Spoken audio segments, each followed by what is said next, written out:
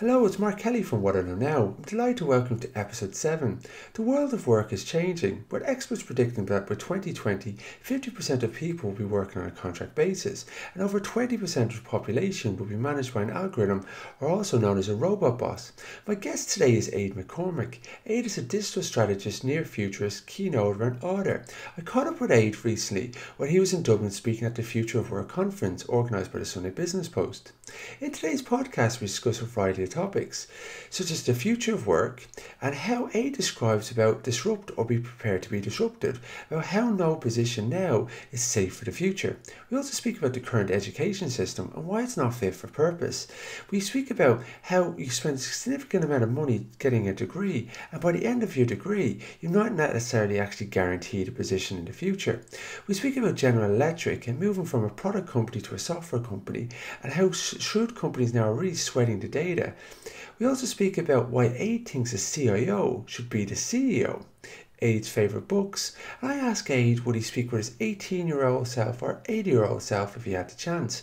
Interestingly, Ade said he wouldn't speak to either one. I'll give you some reasons for that later on. Fascinating stuff. We also speak about Ade's new book, Attention Dynamics. If you're interested in hearing about the future of work, technology, you're in for an absolute treat. Ade is a fascinating guy, and I really generated an awful lot of information when he was over in Dublin quite recently.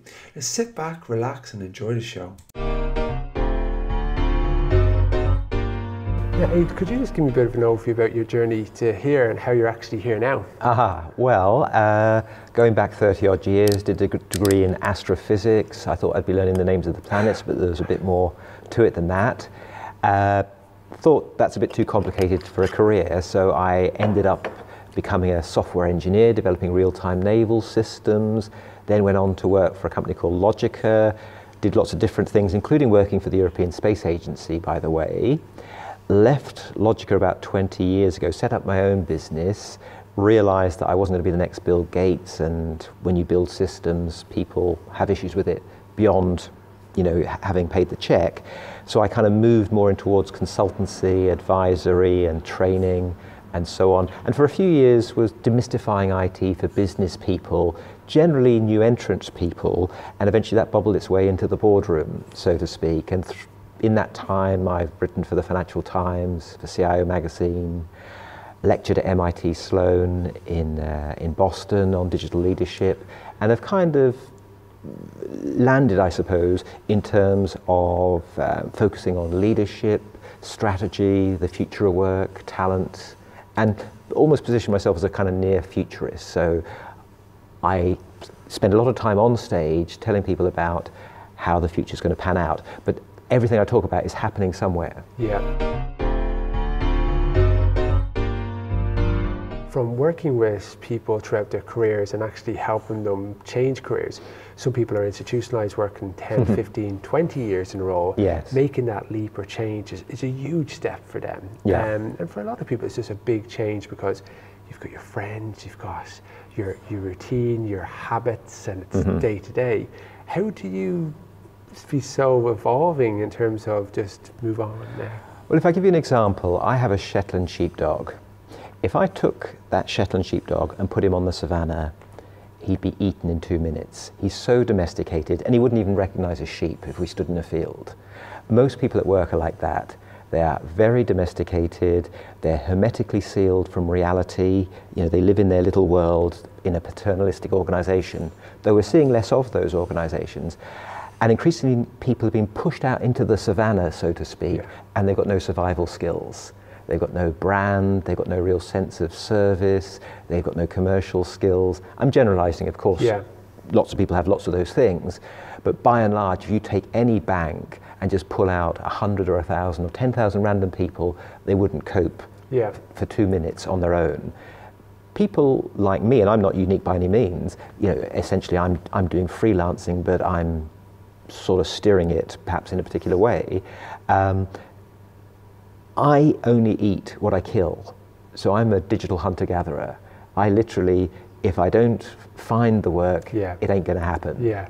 And when you wake up every morning with a kind of healthy paranoia about what the future holds, you are highly energized. Yeah.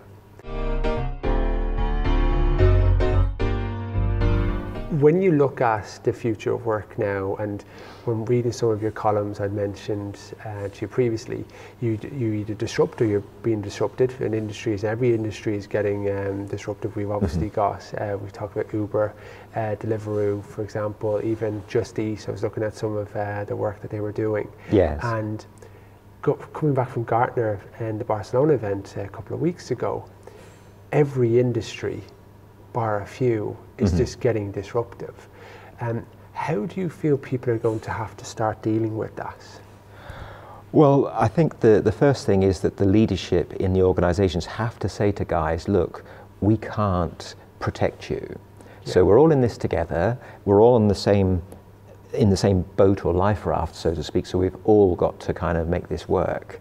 But for a lot of people who have been brought in, let's say, as process workers, so they're essentially cogs in the factory machine, those guys are going to struggle. They're really going to struggle. And some business leaders might say, well, let's put them on a lateral thinking training course or a creative thinking training course, and they'll come out like Salvador Dali at the other end, and they'll come up with great ideas that command high margins from the clients. Most of those people will go on a course and they'll come out bewildered. They'll say, well, what was that all about? So there's some people that just are not going to get it. Yeah. And they are going to have depending on what stage of their lives they're at, they're going to have a painful awakening as to what the future holds. Because if you can't do, if you can't do anything that an algo or a robot can't do, you're going to be of no economic value whatsoever. Yeah. So organizations have kind of, and even governments have got to wake the citizens and the people up to the fact that you're on your own now, more or less. Yeah. Here's the tools to help you evolve, but you've got to develop, you've got to become world class, in effect, beyond simply turning that cog in the factory machine. Vast majority of the sports pages that are online are written by robots, and that can be easily done. In the 89th minute, the home team scored. It was heartbreak for the visitors. A robot just sees 1-0, 89th minute, this line works well, and it says this. Or poetry, music, they work out the syllables, 14 syllable, let's stick it in. The question that I saw was 20 million people by 2020 will be managed by an algorithm. Yep. And I was thinking, how does that work? And I was saying that Uber drivers are managed through an algorithm that manages their day-to-day. So you will have a robot boss. Yes. And that robot boss, in some cases for millennials, will be able to teach you, will be able to give you praise. To go, like, this person likes, like, let's give them recognition, like, nudge, and be able to manage that. Badges. Badges, because they can see your psychology of, this person likes this, I can see all the data, I'm just going to replicate it. Yeah. And for a lot of people, that's just going to be crazy. It is, but in essence, it will capitalize on gamification. And if I have more badges and I get more pay, I'm very happy with that. And if those badges are driven by the customer, everybody's a winner, so to speak. I mean, kids born today are going to enter a world of work where 50% of the jobs will be done by robots, according to the University of Oxford. And those kids are likely to live a very long time, stroke forever, where death is kind of cured as an illness, so to speak. Wow. So we're going to see a very, very different world. And with advances in biological sciences around genomics, bioinformatics, bionics, and even nootropics, the very nature of the worker is going to change. And we could well be moving into a world where the next generation will see the end of the need to work.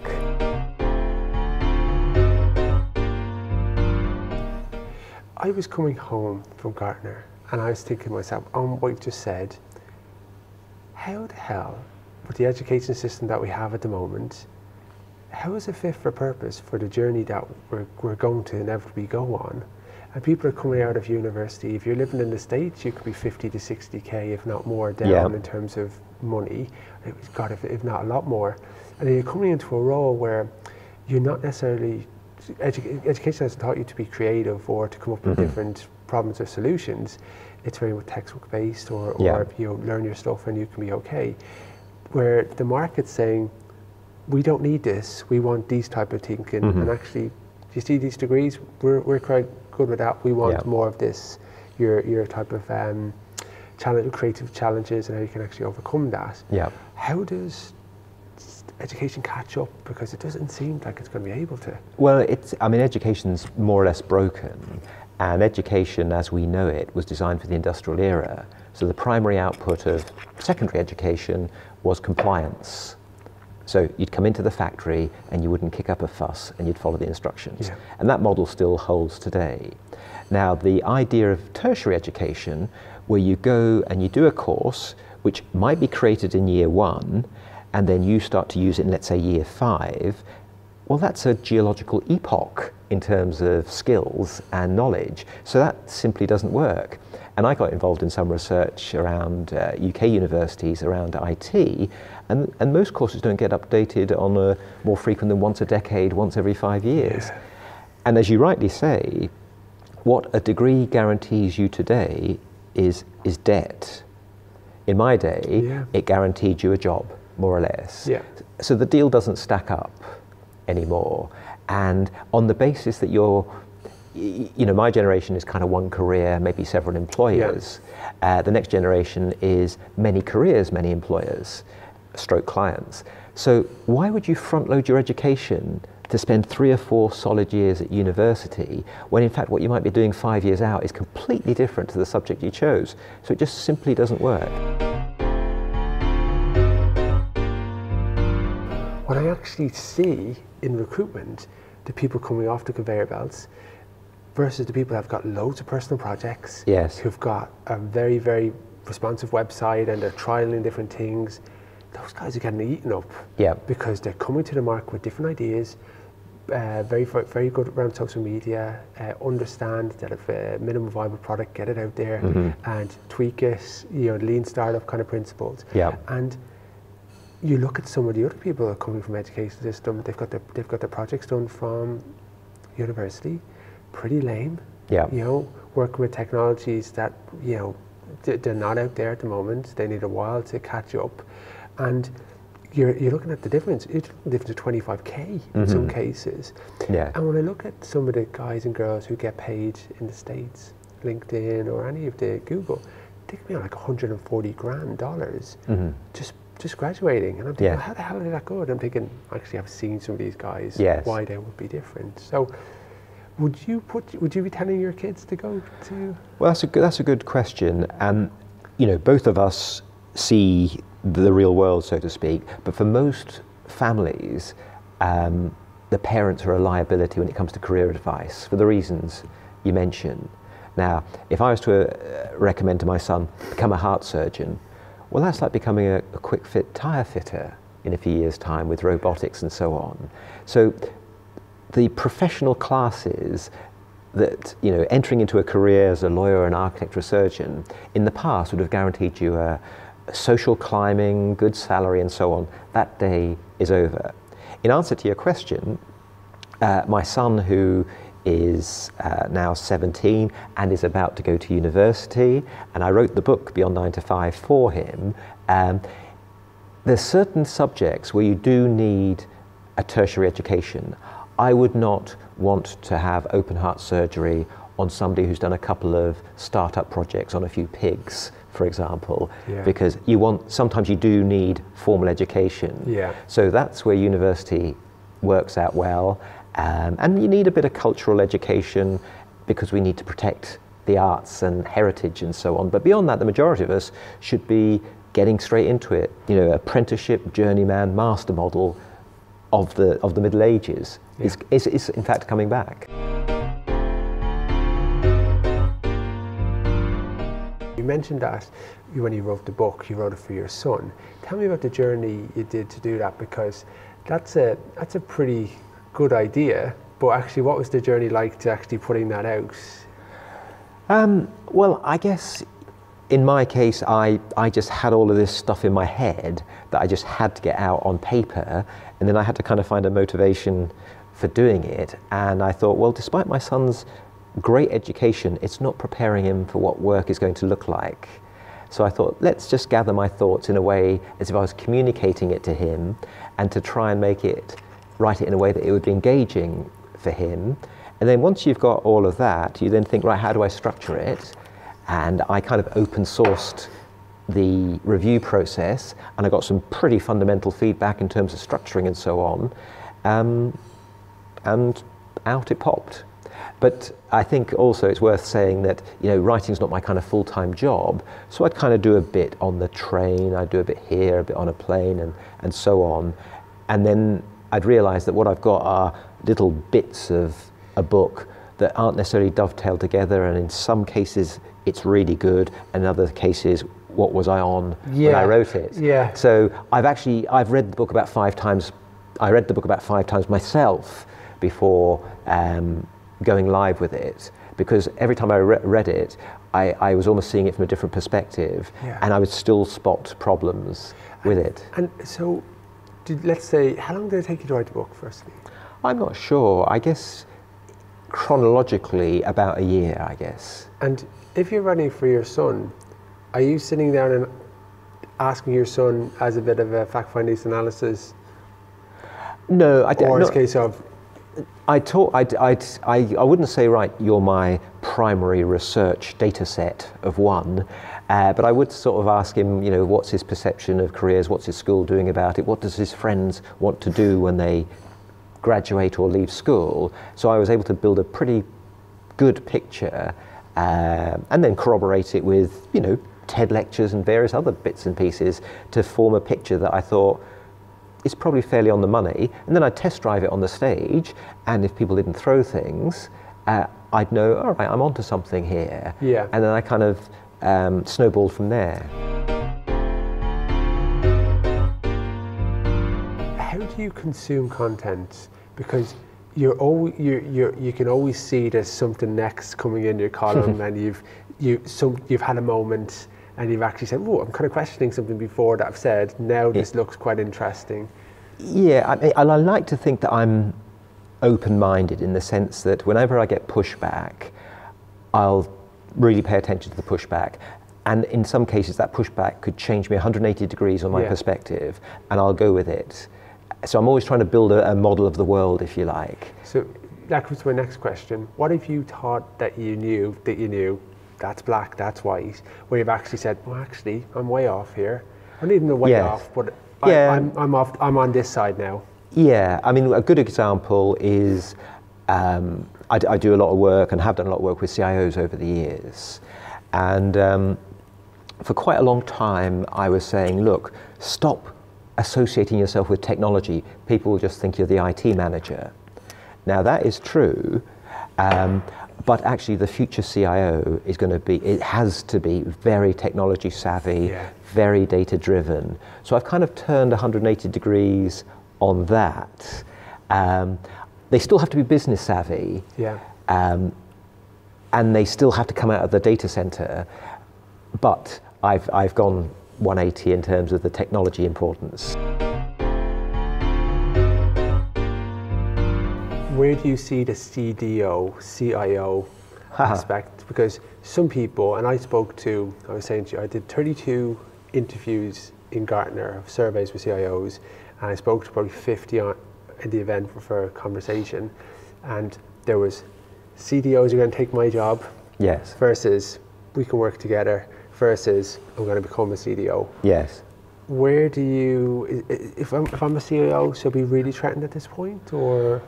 The CDO is, in my view, just some noise in the market.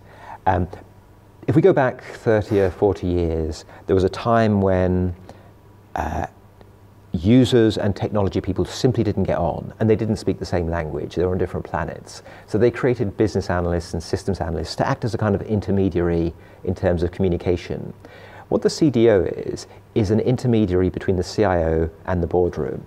And even there, I'm being a little bit too specific about what a CDO is, because it varies from company to company. But in essence, the CDO is the boardroom's attempt to grasp IT without involving the CIO, because they think that guy doesn't speak our language. So they bring in somebody who talks a good boardroom game, but who doesn't necessarily really understand the technology enough to make good advice. And that CDO may in fact be good at marketing and customer-facing stuff, but doesn't really understand business models. The big problem is that there's no ISO standard for a CIO and there's no ISO standard for a CDO. Smart CIOs would embrace what the boardroom expects of CDOs. But the longer term game, and you see it in countries like India, is everybody on the boardroom is digitally savvy. So you don't need a CIO there, you don't need a CDO there. Everybody, it's a new boardroom literacy. So in my perspective, I don't see the CDO role as a long-term one, despite what Gartner has said in the past. And I think they're softening their stance on the importance of the CDO. Do you think the CIO should report to the CFO or the CEO? I think the CIO should be the CEO. So you think the CIO should be the CEO, like running the company? Yeah, and I use the word should because in practice that isn't the case, apart from in other parts of the world. So if you're in a data-driven business, you need a guy at the top who fundamentally understands technology, understands how to sweat customer value from the data, so to speak. So having the CIO reporting into another CXO simply makes you one step removed from reality. You know, for me, the CIO in many respects should be the chief, how can I call it, data treasury officer. So when the board meeting comes up, one of the biggest assets you have is your data pool, so to speak. And if I'm the CEO, I'd like to say to the CIO, how have we sweated that data this week or this month or this quarter? Nobody's doing that at the moment. So you're sitting on this pile of data and nobody's sweating it. A bit like putting all your free cash in a 0% deposit account. The insurance companies in Japan, they were looking at insurance with their users and saying, okay, well, you're going to purchase from us once a year. It's going to be a reluctant purchase, and it's a case of that's as much contact as you can get sometimes to a broker.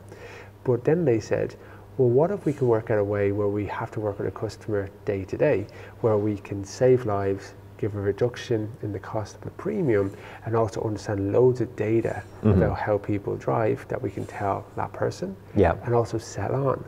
And rather than worry about the market in terms of what you should pay, hi Ade, you're going to pay £100 because you're a super safe driver because these last 12 months have shown it, and you stop at every red light, and by the way, you've given us your data to use as well, so we're now only going to charge you £50. Do you mind if we insert a camera and telematics and all that kind of side of it? And then the users like really happy testimonials, and I think this is so smart. Yes. Now, it's happening everywhere. John Deere, the tractor company, are doing it. Car breakdown companies are doing it as well. So they're sweating the data because they can with IoT and telematics and so on.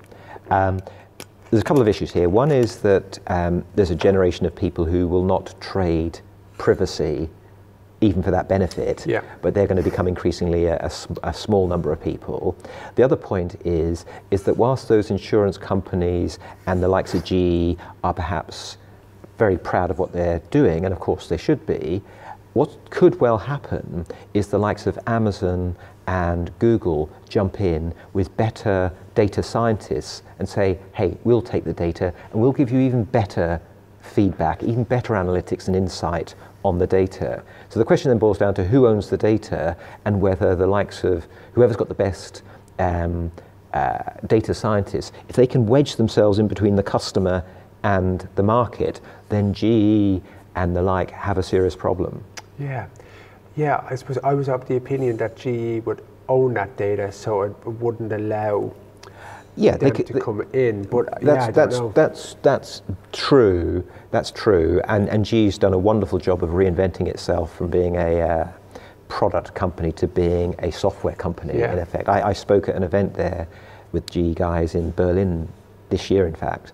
So they're doing wonderful things, but it's very likely that they will be pushed into a situation, and I'm not specifically talking about GE, where they have to open the data up. Part of the benefit of opening that data up is that there will be lots of other app providers that can deliver services to the customer. So GE creates, you might say, a data ecosystem, which is very, very important. And I guess what I'm doing is I'm kind of arguing against myself here, but the threat is, nobody has better data scientists than the likes of Google and Amazon and so on. And if they get hold of your data, they can deliver some real insight. So the traditional product companies basically have to be aware that the data companies, the search companies and so on, they are better equipped to capitalize on this data-driven revolution. So you tell me a little bit before we spoke about your new book that's coming out as well, Attention and Dynamics. Yes. Can you tell me a little bit about your journey on that?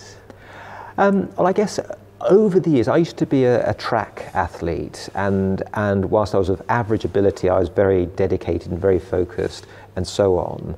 And over the years, I've maintained various ways of approaching life, physically, mentally, and so on. And what I've done is I've brought together a kind of model of how you might say live your life and how to get maximum performance, but not just sort of talking about, well, focus on nutrition and get some sleep. I've developed a kind of 8-layer model that covers physical, psychological, emotional, social, financial, and so on. And so I've created a stack not dissimilar to Maslow's hierarchy of needs, but then I've developed some other conceptual models around cognitive management. And I've done all of this in the context of the digital age that we're living in, how we manage our attention so that we focus on the things that may allow us to move forward in our life, whether it's to become an Olympic gold medalist or to simply just be more engaged with your family and so on. So the model can be applied at different levels. So I've been kind of researching this for a couple of years, and it brings in all sorts of things like habit formation, willpower, neuroscience, and covers even spiritual things. What's the point of us being here? Yeah, that really resonates with me, because I've recently written a blog that said it's my review over 3 years of my journal, that I wrote down 3 positive things for 3 years, and I got up to 3,000 positive things. So I said, okay, I'm going to review what I now know after doing 3,000 positive things. And I came out from it, what makes me happy, what doesn't make me happy, and also what's the best things to watch on TV. Yes. What fitness advice I now have, because I got a personal trainer for like a 12-week period. Yep. And books to read, which are the best books. Yep. And what have I really learned from family and friends, and what I've got. And I've got that recipe, and I stuck it on my blog, and I said, guys, here's, in my eyes, here's the formula, and see what you think. But I found that because I reflected on all those different things, I could get myself into a good positive state if I just go through those steps. Yes. And I ever know wherever I'm kind of slouching or in a bad mood, it's probably because I didn't exercise that day. Yes. I didn't start my day being grateful, or I wasn't, I was buying stuff I didn't need or I didn't care for, but I was just purchasing it anyway. And I felt that there was an awful lot to that. And on the attention piece, I think we're really in that attention economy now, that bar something 1 minute, 30 seconds, it has to be pretty compelling for you to sit down and watch something. And what I'm quite interested in is that TV advertising. I think there's like 80 billion spent on it a year. If you look at it, a lot of people now fast forward everything. Yes. They don't watch TV. They fast forward the advertisements. They don't watch TV. And Facebook ads, Periscope, mobile social media, that's really kicking on, and it's relatively cheap compared to TV, and that's coming into that attention economy piece where they want to consume media when it suits them. Yes. And I see a real shift then in how people's attention is going to be kept on. No, absolutely.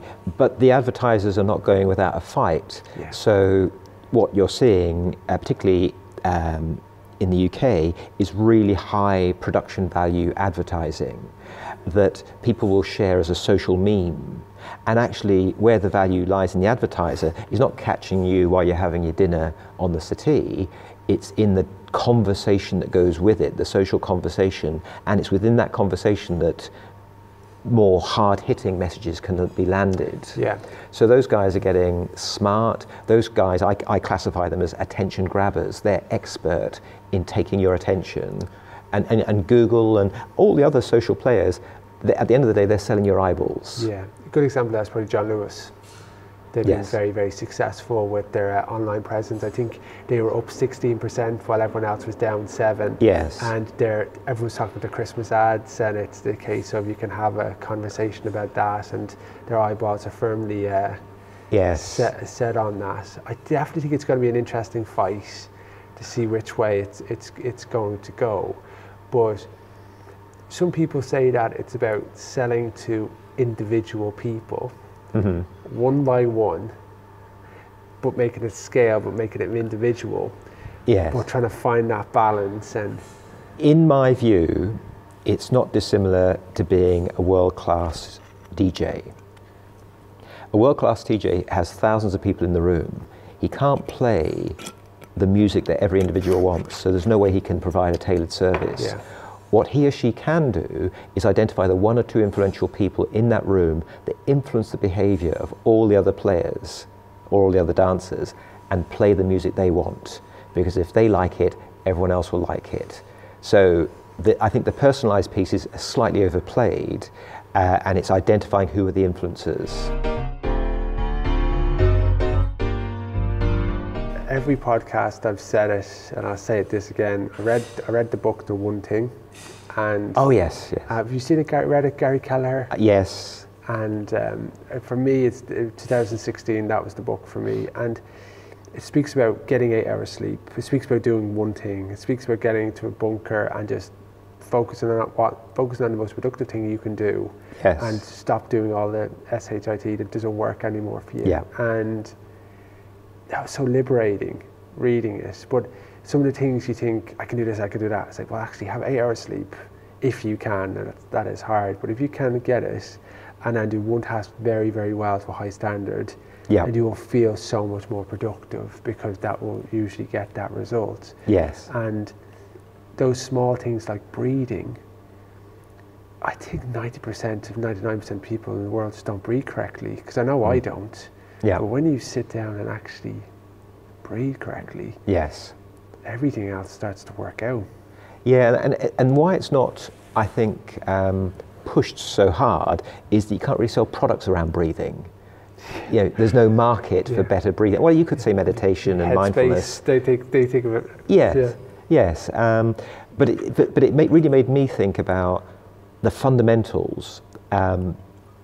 And actually, one of the big things that came out of the book is it's not so much that rich people are brighter than poor people, but it's that poor people have less cognitive capacity because their mind's preoccupied with living in a dangerous neighborhood, not knowing where the next meal's coming from, domestic violence and all that sort of thing. So the trick to getting out of poverty is to somehow or other clear your head. And that's more or less impossible if you're caught in a poverty trap. So the things that governments need to do is to provide environments that enable poor people to realize that through education, self-education and so on, they can get their way out of the poverty trap. Yeah. So basically many people are trapped by their own mind. What is your favorite book you've read this year? That is a tough one. That's a tough one because I read about 2 books a week. Well, that is pretty impressive. You make me feel very, very bad. So, but you can be top 2 or 3.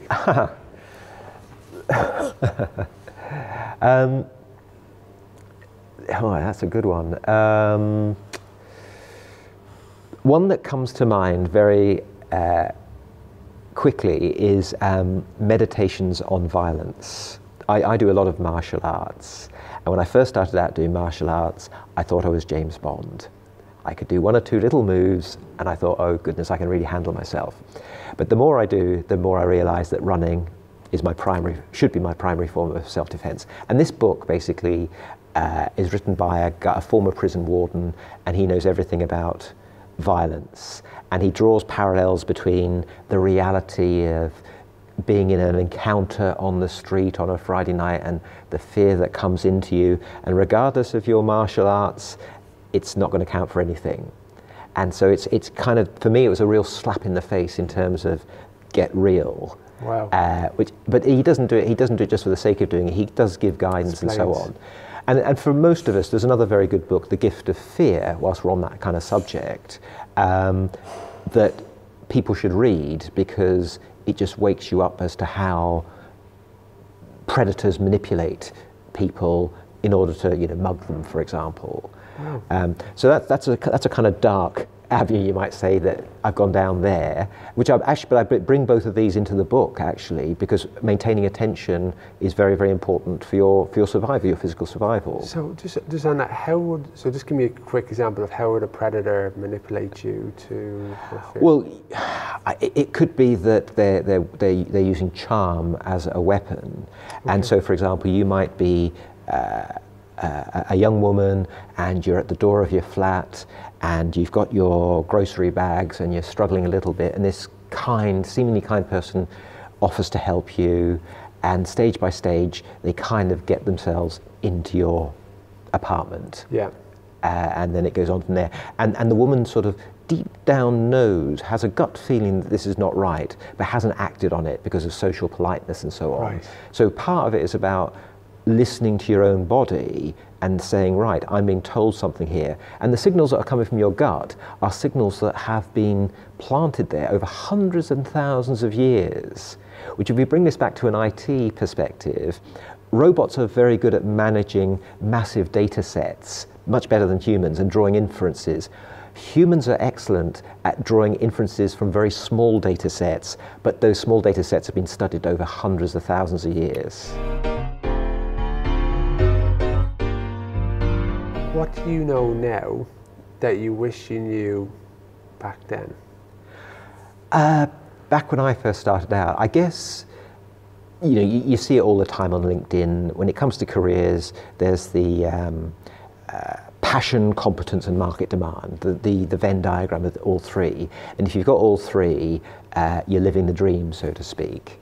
And the passion one is very, very important. Yeah. And sometimes you may head off in a direction because it's what you feel is the right thing to do or the best thing to do. So I spent a long time doing a lot of track athletics, and I was never exceptional, but I got myself to a pretty good standard.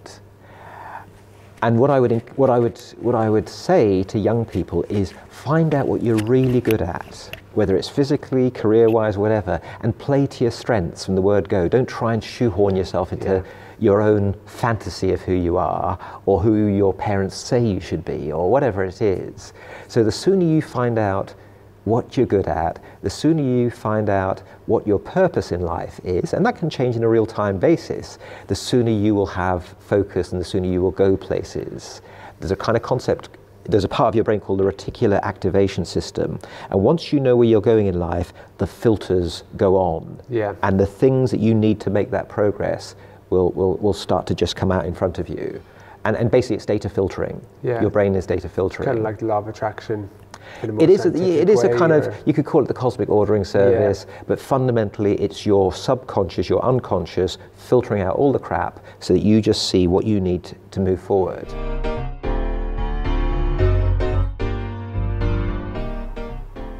'18 or 80-year-old, who would you speak to and why, if you had the chance? Sorry? If you had the opportunity to speak to your 18-year-old self or 80-year-old self, who would you speak to and why?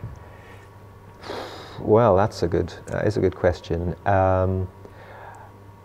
If I was to speak to my 18-year-old self, that may impact where I am today. Yeah. And I'm actually very happy with where I am today. Yeah. If I spoke to my 80-year-old self, I'd find out where I'm going, and therefore the mystery is gone. I've quite enjoyed not knowing what's going to happen next. Okay. So in fact, I wouldn't want to speak to either of them. Oh wow, okay, it's interesting.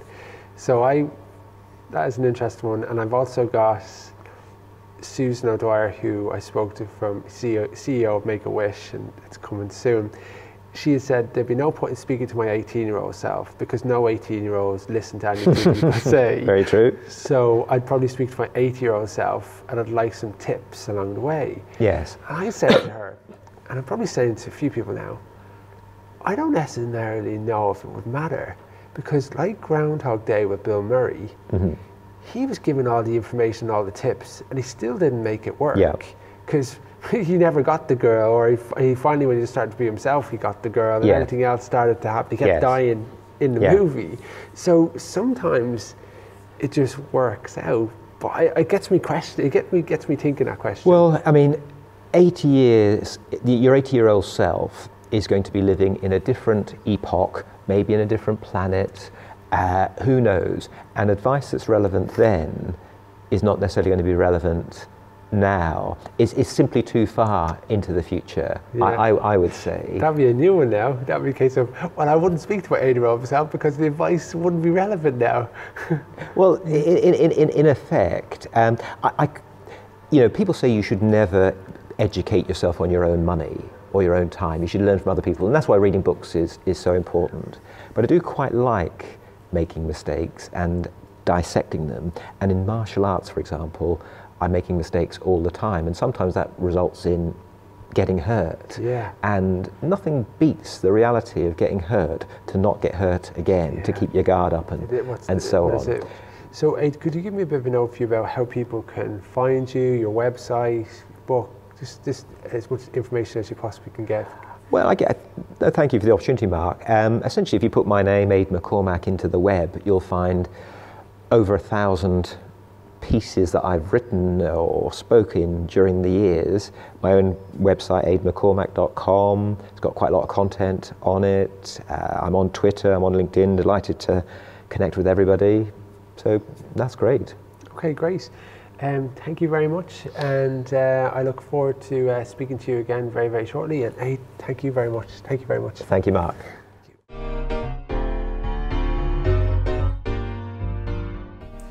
My thanks to Ade McCormack. You can reach Ade at www.ademccormack.com. You can subscribe to this podcast via iTunes or your podcast of choice. Just search for WIKN.